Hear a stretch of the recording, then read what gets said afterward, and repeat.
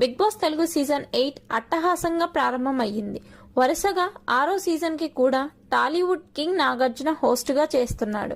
ఇక అసలు విషయానికి వస్తే హోస్ట్ కింగ్ నాగార్జున కల్కి మూవీలోని బుజ్జి థీమ్ తో అద్దిరిపోయే ఎంట్రీ ఇచ్చి దేవరా ముందు నువ్వెంత అంటూ డాన్స్ దుమ్ము రేపాడు.